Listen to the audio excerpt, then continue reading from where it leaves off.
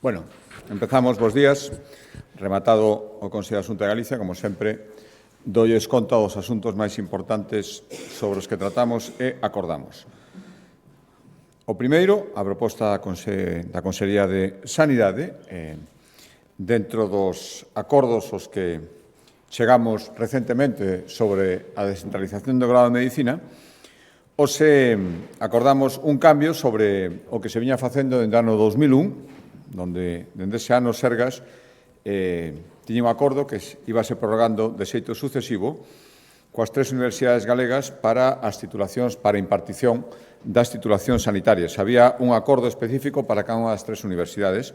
Hoxe aprobamos destinar 21,5 millóns de euros a un novo acordo, pero neste caso un acordo, un concerto único coas tres universidades simultaneamente para blindar a excelencia da formación e a investigación sanitaria que se imparte a través das tres universidades. Xa digo que con isto damos cumprimento ao que estaba previsto nese convenio que asinamos hai uns meses entre a Xunta e as tres universidades para descentralizar o grado de Medicina. En total son 21,5 millóns de euros ata o ano 2030, o cal supón ao redor de algo máis de 5 millóns de euros cada ano con este cometido, e o que queremos é regular, xa digo, de xeito conxunto o emprego dos centros de saúde e hospitais das diferentes áreas sanitarias para a docencia en materia sanitaria, dos grados universitarios sanitarios, e tamén vai permitir desenvolver proxectos conxuntos de investigación entre as tres universidades. Cambio de acordo a proposta da Consellería de Educación.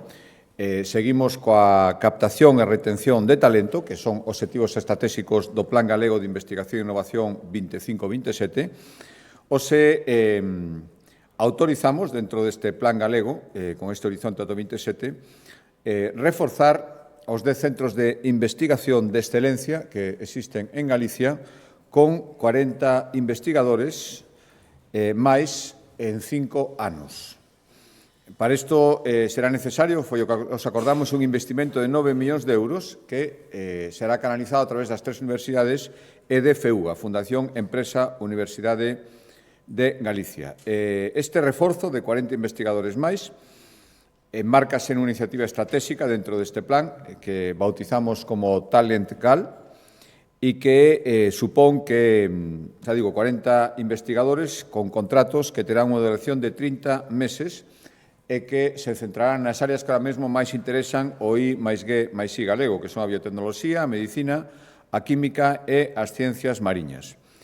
Estes 40 investigadores vanse incorporar en dúas quendas. A primeira, para captar a 20 investigadores, que está aberta xa, abrímola hoxe despois deste acordo, e a segunda, os 20 restantes, quedará aberta ao longo do ano 2027 para chegar a ese obxectivo que decía do ano 2030 con estes 40 investigadores. E para este proceso de captación, como queremos ir buscar talento onde este talento existe, e moitas veces está en ámbito internacional, faremos unha campaña de ámbito internacional a través de plataformas digitais para intentar captar a todo o persoal investigador que decida que é unha boa opción desenvolver o seu labor en Galicia. Cambio de acordo a proposta da Consellería de Medio Ambiente. Seguimos traballando na ría de Pontevedra, que para a Xunta de Galicia é un espazo de especial valor ambiental e socioeconómico, onde conviven moitos usos urbáns, marisqueiros, pesqueiros, turísticos, recreativos. Todo iso é necesario compaxinalo e todo iso exixe un traballo de manter as augas no mellor estado posible. É unha prioridade e, polo tanto, para cumprir esa prioridade, hoxe tomamos un novo acordo no Consello que é destinar 4 millóns de euros ao novo bombeo e tanque de tormentas no Concello de Pollo, que forma parte da ría de Pontevedra, como saben. Isto xa é unha segunda fase das obras que estamos realizando na ría de Pontevedra. O valor total das dúas fases son 56 millóns de euros e a primeira, que xa está finalizada, foron casi 35 millóns de euros e implicou varias actuacións. A máis importante, probablemente, a depuradora de Praceres. Agora, unha vez resoltos os problemas de depuración, hai que intervir nesta segunda fase sobre os elementos da rede que se adican ao bombeo e que conducen precisamente as augas á depuradora e para que cheguen en condicións axeitadas. Esta segunda fase, na que se encadran estes 4 millóns do bombeo e tanque de tormentas de pollo, vai ter un total de 21 millóns de euros, con 6 bombeos en total, este un deles o que se acordamos, e a previsión é que remate esta segunda fase entre os anos 29 e 30. E cando remate, teremos, investidos no saneamento e depuración da ría de Pontevedra casi 60 millóns de euros. Outro acordo en materia, a proposta da Consellería de Medio Ambiente, hoxe aprobamos a creación duns premios novos, os premios de sustentabilidade empresarial, que o que buscan é recoñecer, impulsar e visibilizar o compromiso ambiental e as boas prácticas que se realizan en Galicia. Hai máis de 100 entidades públicas e privadas que están adheridas ao chamado Sistema Comunitario de Xestión de Auditoría Medioambiental, así se chama, para estar neste sistema se exixe unha serie de condicións de prácticas medioambientais e as máis de 100 entidades que están neste sistema son as que poderán optar a estes premios, nos que o que buscamos é estimular a reducción significativa de emisións de CO2, a reducción do consumo de auga, o emprego de enerxías renovables na cadea de produción, todas as prácticas ambientais que merecen ser recoñecidas. E outro acordo último, a proposta da Consellería de Medio Ambiente, ten que ver co desenvolvemento e cos prazos que comprometimos no seu día para facer unha realidade a chamada ruta do camiño, o chamado camiño do litoral, que, como saben, é unha das iniciativas tomadas unha vez que a Xunta de Galicia asumiu as competencias de xestión do noso litoral. Esta é unha ruta que non ten precedentes, é unha ruta nova que busca enlazar espazos con gran valor paisaxístico e tamén con núcleos habitados para facer un itinerario continuo, accesible, coñecido e promocionado. Por lo tanto, o que fixemos foi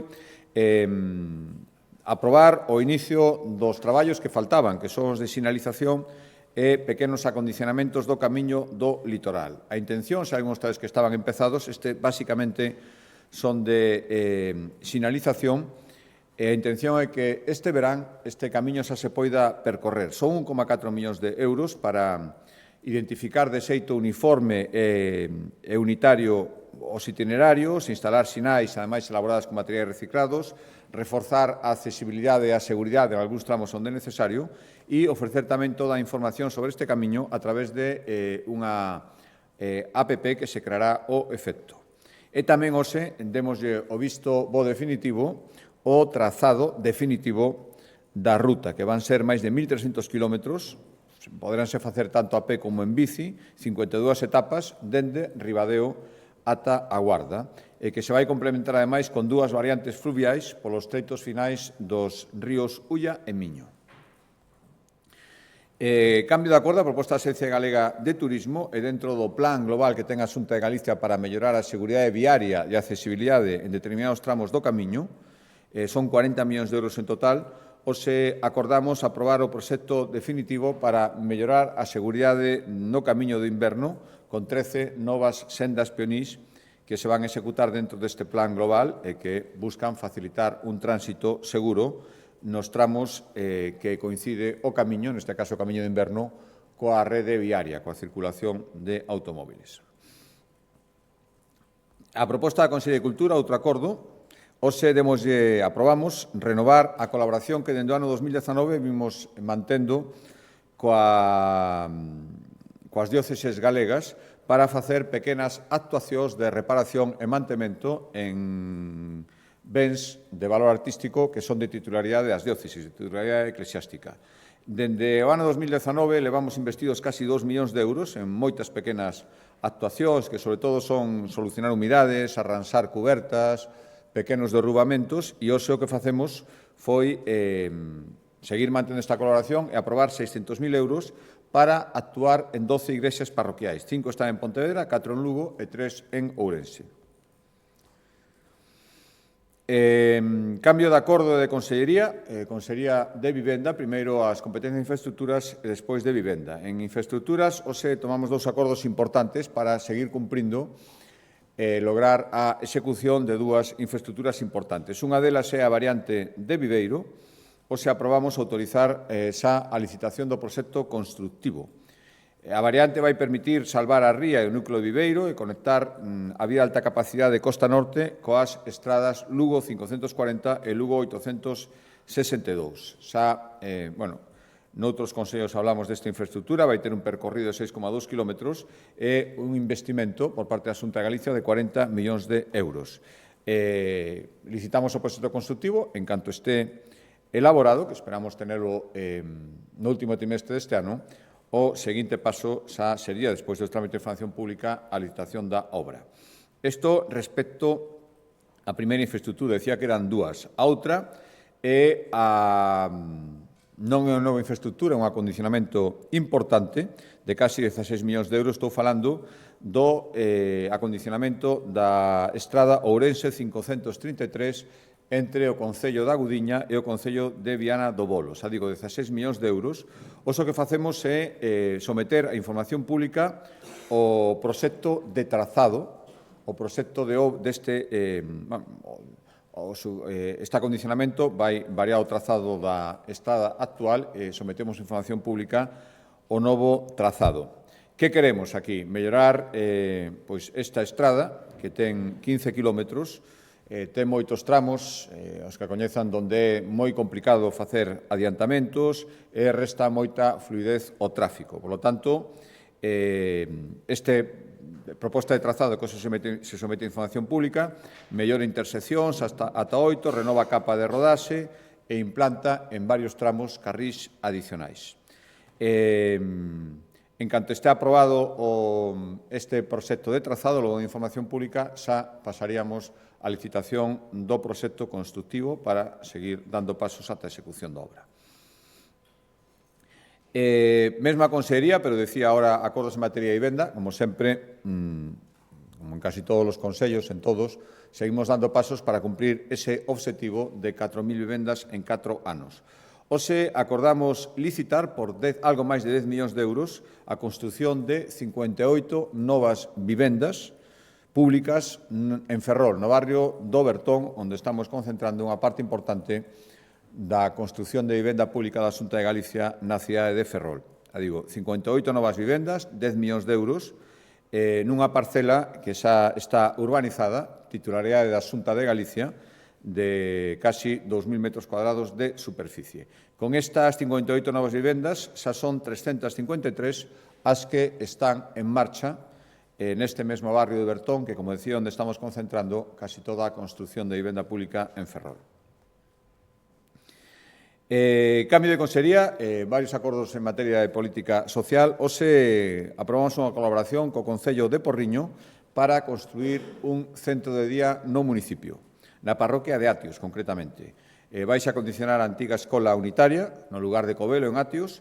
O montante total de obra son 431.000 euros e a Xunta de Galicia vai a chegar 150.000 destes 431.000 e a previsión é que o novo centro estea rematado durante o ano que ven.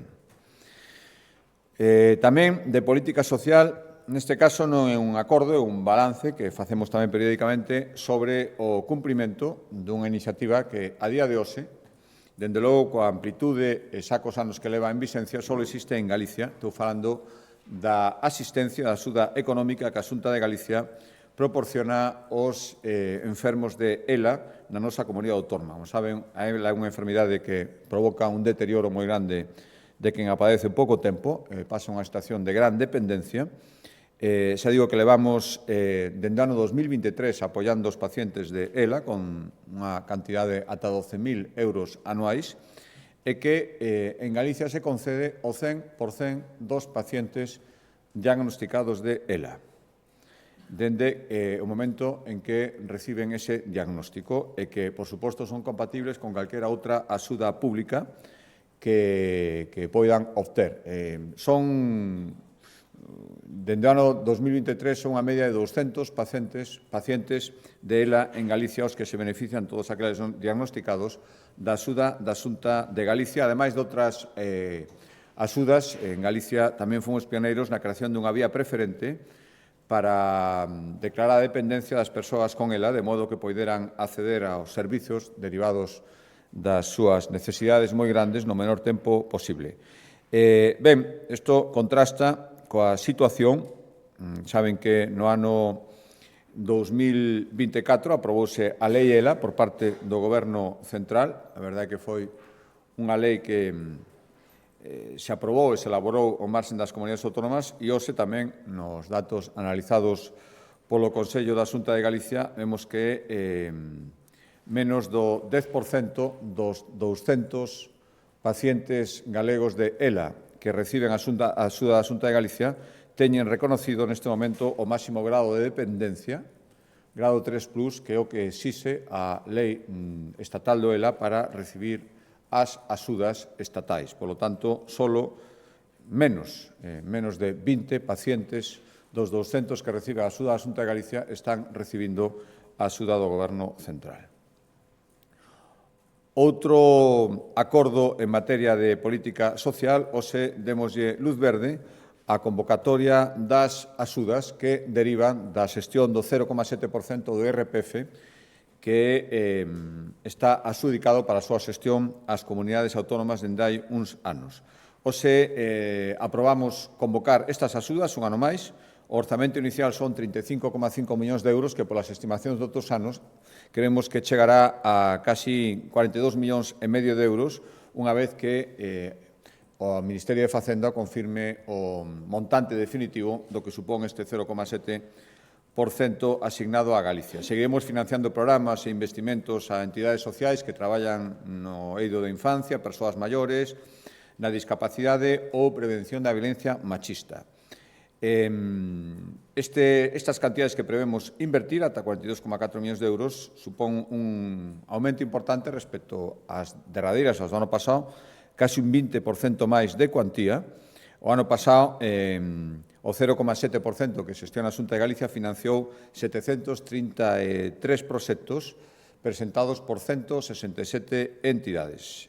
Ademais, sempre anticípase o 100% das cantidades dos proxectos e este ano a intención é tamén facer este anticipo e que a execución sexa realizada ata finais do ano 2027 coas axudas, digo, de 35,5 millóns de euros que convocamos hoxe no Consello.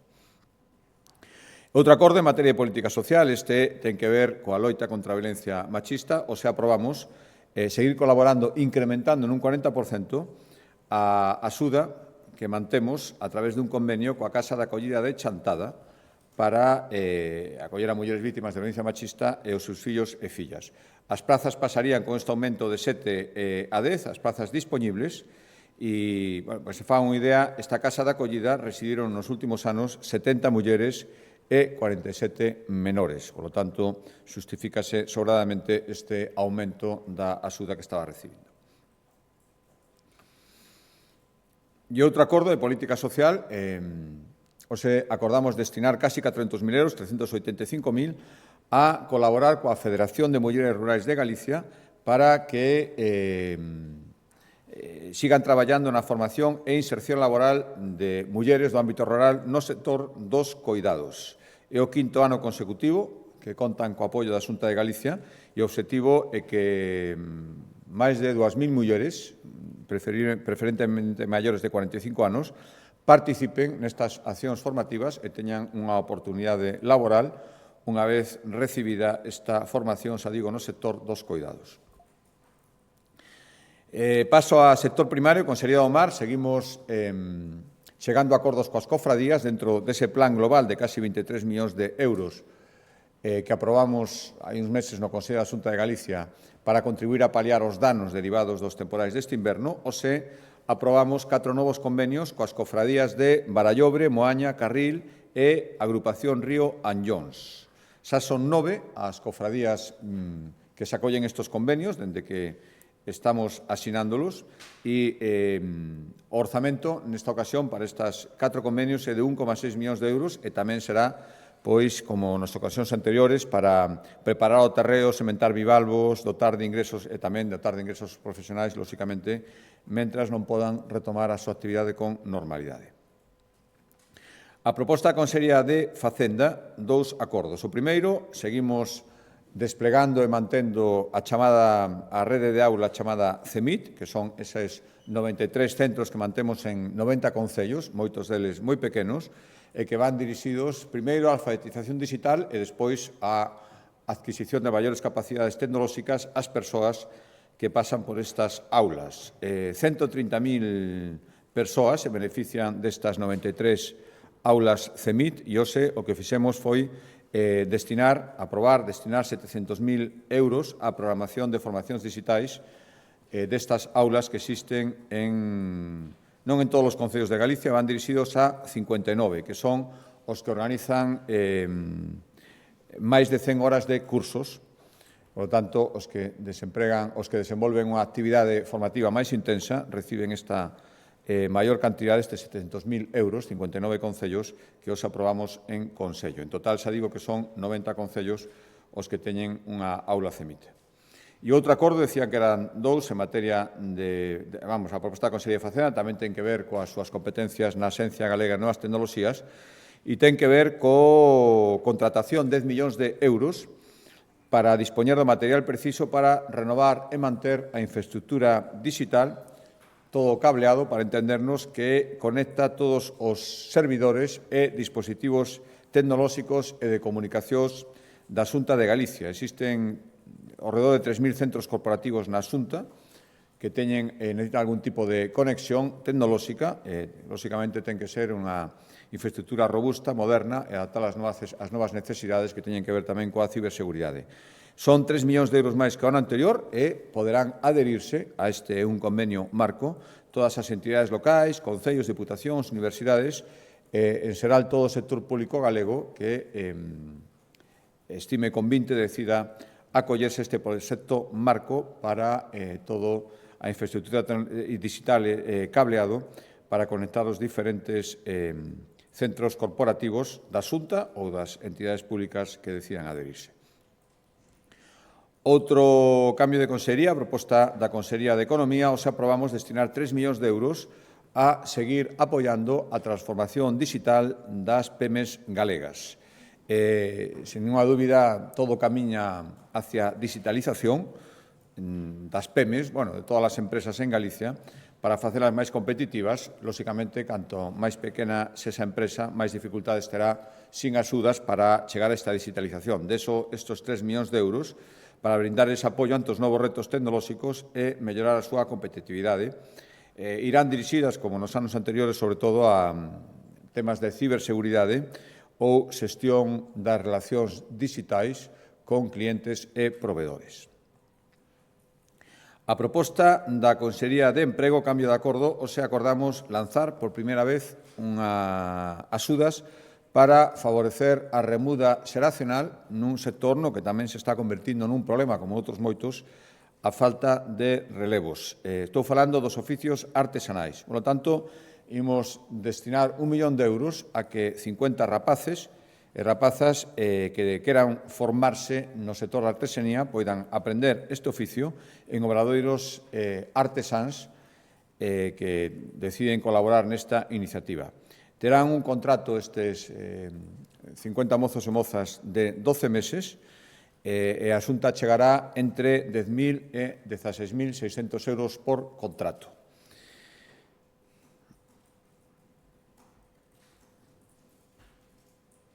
E últimos dous acordos, o último explicará máis polo miúdo a conselleira. A proposta da Consellería de Medio Rural, o primeiro, acordamos, ampliando ademais nun 50% respecto á última edición, o plan de formación para o agro galego. Van ser máis de 4.500 horas lectivas, 196 cursos, 27 máis que no ano 2025, e hai varias novedades. A principal é que reforzamos os chamados módulos de actitude empresarial agraria, que son os que se exixen a un mozo ou moza para que vai asumir por primeira vez a dirección dunha explotación agraria, pois ten que ter unha formación se quere acceder ás axudas importantes que a Xunta de Galicia facilita para promover a remuda xeracional. Pero é necesaria unha formación mínima para acceder a estas axudas e son as que se proporcionan reforzando estes módulos de aptitude empresarial agraria. E os cursos, como outras ocasións, abordan temáticas moi diversas, dependendo do sector agrario no que se queira traballar, pero gandaría, apicultura, viticultura, fruticultura, todo aquilo que cubra as necesidades de remuda xeracional no sector primario galego. Último acordo, hoxe aprobamos comenzar a elaboración dunha estrategia que esperemos que estea rematada neste mesmo ano para loitar contra o desperdicio alimentario en Galicia. Para que se fagan unha idea, ora explicará, xa digo, a conselleira máis pelo miúdo, os últimos datos indican que unha familia media no noso país en España desperdicia casi 80 kilogramos de comida e bebida ao ano. Ben, o que queremos é loitar contra este desperdicio, intentar minimizalo o máximo posible. Hai varias novedades. A principal, que máis poda chamar a atención, é que vamos facer unha plataforma, unha web, para que os produtores galegos poidan vender os alimentos que non encaixan nas canles de venda que utilizan habitualmente, ben porque son excedentes, ben porque teñen algún tipo de defecto que non os fai aceitados para a venta normal. Ata agora, moitas veces se desperdiciaban, pero poden ser aproveitados, por exemplo, adquiridos polos comedores colectivos en Galicia, pola cidadanía, cando son defectos que non impiden o seu consumo normal, e, polo tanto, hai que facer un sistema para que se poidan realizar estes intercambios. Tamén se creará un selo que recoñeza as compañías que traballan na dirección de reducir os seus desperdicios. Realizaremos enquisa para coñecer os datos reais en Galicia. O dato que lles daba antes un dato a nivel nacional. Haberá campañas e guías para concienciar a poboación da necesidade de reducir o desperdicio.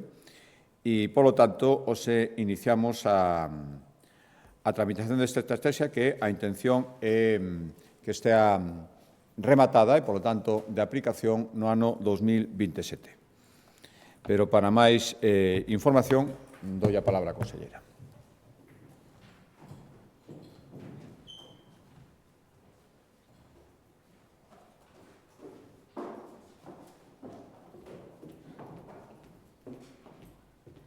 Moitas gracias, presidente. Moi bo día a todos e a todas. Pois, efectivamente, hoxe levamos ao Consello da Xunta un tema que queremos situar no centro do debate público, pero tamén como unha das prioridades de actuación da Consellería do Medio Rural. Estamos falando da prevención de perdas na produción e, en consecuencia, na loita contra o desperdicio alimentario.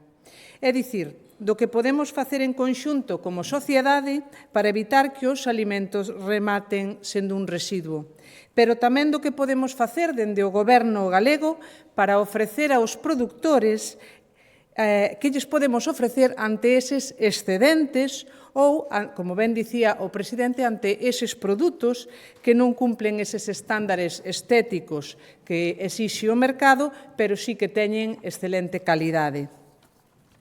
Estamos tamén ante unha iniciativa de marcado carácter social, solidario e altruísta, que apela á responsabilidade colectiva. E tamén ante unha oportunidade clara desde o punto de vista económico e da sustentabilidade, baseada no mellor aproveitamento dos recursos. O desperdicio alimentario é unha problemática mundial. Segundo un estudo da FAO, 1/3 da produción de alimentos pérdese ou desperdíciase, o que equivale a máis de 1.300 millóns de toneladas ao ano. Por axudar a entender esta dimensión, falamos de que un 30% da superficie agraria útil no mundo destínase á produción de alimentos que finalmente acaban no cubo do lixo. Na Unión Europea desperdícianse ao ano 58 millóns de toneladas. Calcúlase que o 40% procede dos consumidores e outro tanto concéntranse no sector da transformación ou da fabricación. En España, con datos de 2019, tiráronse ao lixo máis de 1.350 millóns de kilos de alimentos e bebidas, o que supón preto do 5% de todos os alimentos comprados.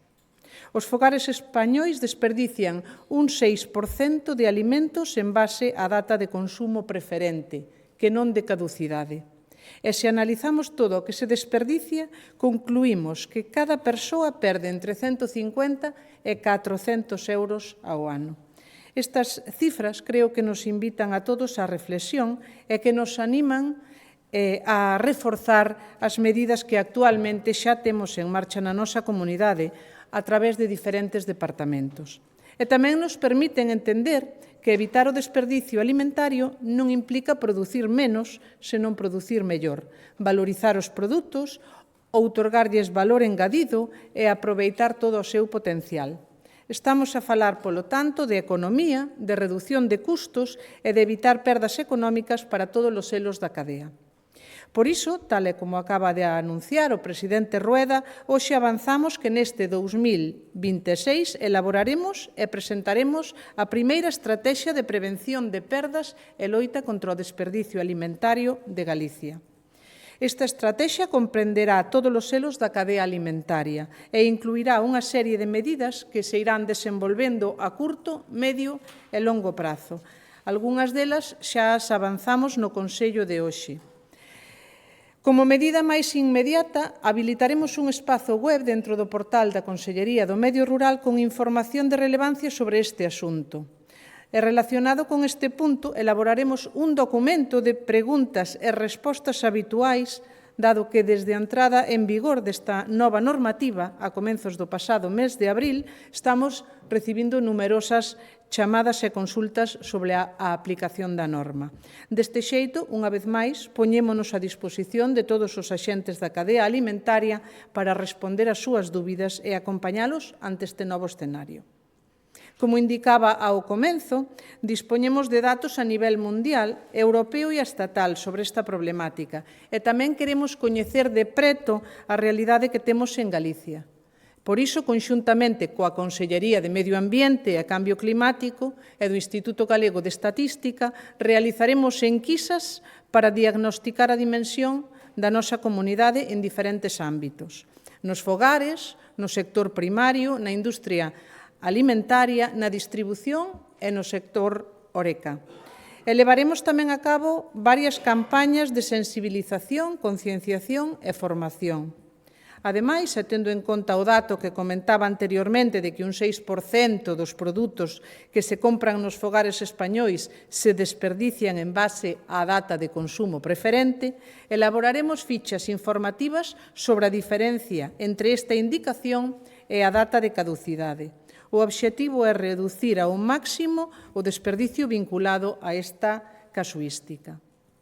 Tamén redactaremos guías e documentos de boas prácticas para diferentes ámbitos sectoriais. E precisamente co obxectivo de facilitar a adquisición destas boas prácticas, lanzaremos unha iniciativa de elaboración de receitas de aproveitamento con cociñeiros de prestixio.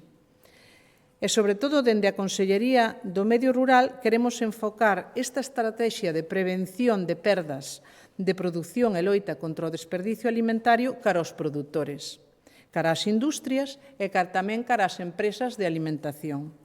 Por iso, como ben explicaba o presidente, unha das principais medidas é que imos a poñer a disposición dos nosos produtores unha plataforma web na que poderán subir aqueles excedentes ou produtos que non conseguiron vender por imperfectos para poñelos a disposición de comedores públicos ou colectivos.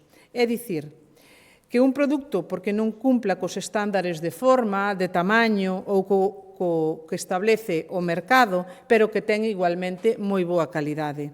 Estes alimentos, como digo, poderán ser adquiridos por comedores colectivos. Así mesmo, e para incentivar que as empresas reforcen o seu traballo neste eido, poderán adherirse a un manifesto contra o desperdicio alimentario e incorporar un selo de garantía co que se acreditará a súa adhesión e o seu compromiso.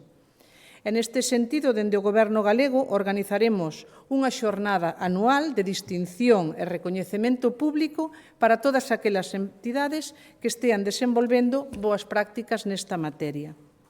A loita contra o desperdicio alimentario implica, sen lugar a dudas, unha aposta por o consumo máis consciente, tamén de produto de proximidade, de canle curta de comercialización e distribución, algo que, sin dúbida, beneficia, en primeiro lugar, aos produtores galegos.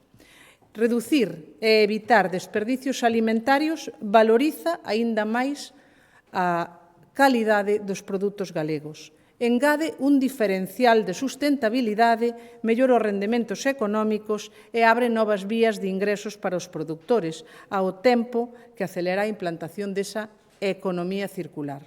En Galicia sabemos facelo e temos infinidade de bons exemplos, tanto no sector público como no privado. Sabemos que se está facendo moi bo traballo para evitar que os alimentos rematen no lixo, en moitos comedores escolares e tamén en hospitais. E temos un gran exemplo no eido empresarial, como é o comedor colectivo de Inditex, que é un referente a nivel internacional. En definitiva, en Galicia sabemos facer as cousas ben e por este camiño seguiremos para reducir o desperdicio alimentario ao mínimo.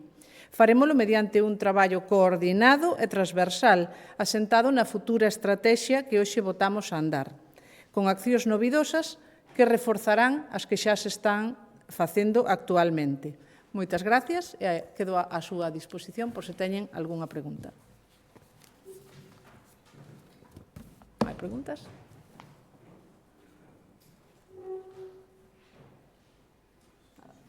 Sí? Moi boas, conselleira. Perdón. Tiña dúas dúbidas. Se nos pode concretar si só van a poder comprar estes produtos comedores públicos e colectivos ou tamén a cidadanía, como me pareceu escoitar antes. E outra cuestión é que clase de produtor, se sabe, vai a poder vender aquí. Por exemplo, os cazadores levan reclamando moito tempo que o que eles non poden vender sí que se pode dedicar a comedores sociais, por exemplo. Entón, un poquinho, se me pode decir un poquinho máis. Moitas grazas. Sí, como digo, hoxe comeza a andar esta estrategia. Hai algunhas medidas que son a moi corto plazo, como poden ser esas enquisas para ter ese panorama do que temos en Galicia, que xa as botamos a andar de xeito inmediato. En principio, vamos a empezar por eses comedores públicos e colectivos, pero xa temos unha plataforma na Consellería do Medio Rural que intentaremos ampliar, onde se poden mercar produtos de proximidade. Onde queremos chegar é que os produtores perdan o mínimo posible en todos os eidos, tanto os produtores de carne como os produtores, pois estou pensando na horta, non? Por exemplo, nesas cebolas que ao mellor son un pouco imperfectas para poñer nun lineal, pero son perfectamente aptas pois para facer empanadas, né? Sí? Gracias.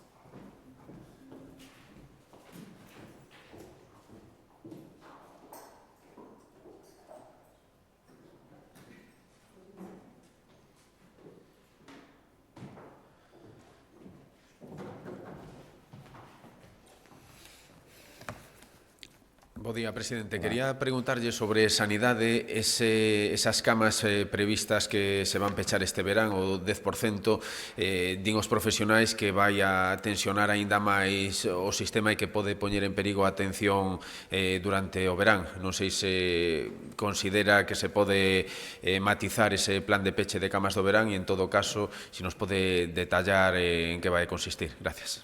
Sí, bueno, detallar, por suposto, ese tipo de detalles, todo o mundo entenderá que máis procedente o que faga a Consellería de Sanidade no seu momento. Anunciamos a reducción un 10%. Os comentarios son, eu creo que recurrentes todos os anos cando se anuncia a previsión de peche que se basea na experiencia de xestión doutros anos. Hai opinións como a que vostede refrexa e moitos outros que o estiman unha previsión prudente que, en todo caso, o dixemos anos anteriores, o volvemos a decir, é flexible e, polo tanto, adaptable segundo as circunstancias. Por tanto, que ninguén teña absolutamente ninguna dúbida de que todos os meses do ano, e tamén no Brao, a atención sanitaria queda con estas previsións perfectamente garantida, igual que tamén facemos reforzos nos puntos onde sabemos que vai haber unha maior afluencia de persoas, por exemplo, en algúns centros de saúde que están en lugares especialmente turísticos.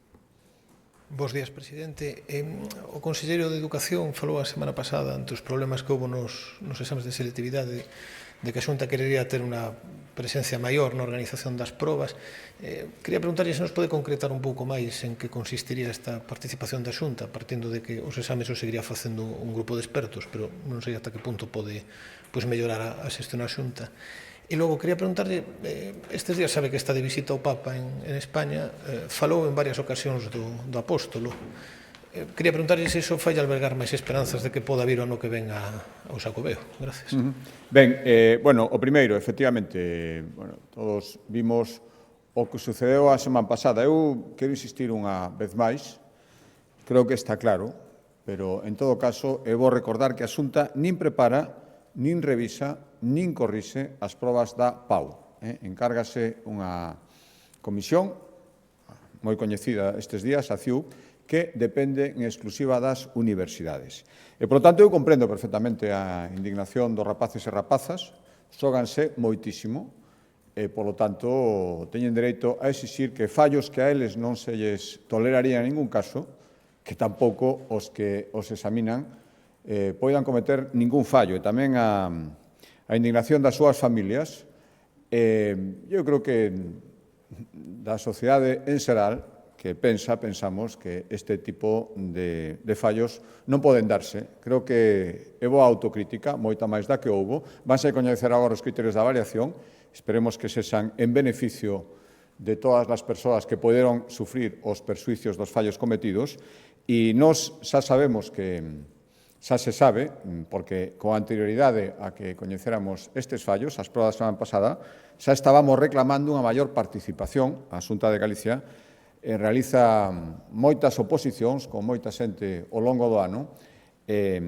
polo tanto, creo que podemos aportar, por certo, algún partido político da oposición se opoñía frontalmente á participación da Xunta de Galicia. Bueno, pois, espero que ahora rectifiquen despois do que vimos. Simplemente queremos contribuir a garantir que as cousas salgan do mellor xeito posible. Tempo haberá, e tempo será dentro de pouco, de que se coñezan as nosas propostas. Agora mesmo, insisto, están pendentes de coñecerse os criterios de avaliación. O que hai que facer é intentar corrixir os fallos cometidos moi recentes que perxudiquen o menos posible antes que propoñer propostas de efectuar propostas de solución, que as faremos e, por suposto, as daremos a coñecer en breve. Sí, o Papa. Ben, bueno, efectivamente, o Papa fixo varias referencias. Eu creo que vimos esta fin de semana, non? Supoño que veremos ata o final da viaxe o enorme poder de convocatoria do Papa. Creo que é bo, como sociedade, que haxa este poder de convocatoria para falar de valores. Creo que nos fai un pouco mellor a todos, como está facendo o Papa, o que as alocucións que está dirixindo, e eu agardo, sinceramente, seguimos traballando, sempre o digo, porque non é a primeira vez que se fan estas preguntas, e eu a respondo coa diplomacia vaticana, por entendernos, precisa, e, polo tanto, os contactos e as xestións, eu agardo que fructifiquen. Sería unha magnífica nova que o Papa estivera en Santiago o ano que ven, ano Xacobeo. Non é sinxelo, facendo unha viaxe tan longa como está facendo España, pero, dende logo, eu non renuncio e traballaremos da man, por suposto, das autoridades da Iglesia, autoridades eclesiásticas, para que isto sexa posible. Dende logo, por intentarlo, non vai ser, e creo que sería unha magnífica nova. Boa tarde. Tamén sobre sanidade, queríalle preguntar por esta saída que coñecemos estes días de uns 8.000 pacientes de Povisa que pasaron á pública. A Consellería de Sanidade fala de que hai un reforzo na pública de servizos, de recursos humanos. Querolle preguntar por que pensa vostede que houve esta saída tan significativa. Se pensa que é por este reforzo, se pensa que tivo algo que ver as informacións que coñecemos recentemente de reutilización de material que non se debe reutilizar, e tamén se todo isto, reforzo incluído da pública, quere decir que a Xunta vai repensar o concerto que ten con Povisa. E, por outra banda, querolle preguntar por que unha das principais figuras dos medios públicos, Roberto Vilar, soubemos estes días que lles pagou por abaixo de convenio a guionistas. A pregunta é se vai pedir explicacións aos medios públicos por esta cuestión, e tamén o sindicato de guionistas fala de que os medios públicos precisamente deben ser exemplares neste tipo de cuestións. Pregúntolle se está de acordo. Gracias. Ben, respecto á primeira pregunta, efectivamente, bueno, como saben, todos os anos existe un período, un gap que se abre para que as persoas que poden recibir asistencia sanitaria ou ben no Cunqueiro, no sistema público, ou ben a través do concerto con Povisa, poidan pedir un cambio se así o desexan. Este ano é certo que as cantidades, hoy 7.800 persoas decidiron libremente pasar de Povisa ao Cunqueiro. É certo que máis de 100.000, 102.000, permanecen en Povisa. Cal é a nosa obriga? É unha opción libre e, polo tanto, a obriga da Xunta, unha vez que abre esa posibilidade, é aquelas persoas que deciden ser atendidos pola sanidade pública, no Álvaro Cunqueiro, basicamente, poder facelo axeitadamente. Creo que este pase, bueno, lóxicamente, deben ser as persoas que, insisto, todos os anos hai pase dun sistema a outro, por tanto, as persoas que así o deciden libremente son as que deben explicar as súas razóns. Eu agradezo a confianza en que no Hospital Álvaro Cunqueiro, na sanidade pública, poden ser ben atendidos e por eso deciden facelo. Saben que cambiamos o sistema no seu momento con Povisa, pagábase por paciente atendido, ahora págase por tratamento, e, dende logo, nos o que faremos unha cantidade importante que a Xunta de Galicia destina a este concerto, que as persoas que permanecen no sistema concertado con Povisa reciban a atención axeitada. Por lo tanto, outra cousa é que os que decidan cambiarse, a nos obriga tamén é que a reciban na pública. Respecto a outra pregunta, bueno, trátase un asunto que ademais xa foi obxecto dun procedimento judicial, ni siquiera afecta, non era unha relación contractual de ningún tipo directamente, como saben, cos medios públicos galegos, unha produtora que traballa e, polo tanto, un tema sobre o que se pronunciou un xuiz que non teño moita máis información. Estou seguro que non será o único caso e non coñezo os pormenores.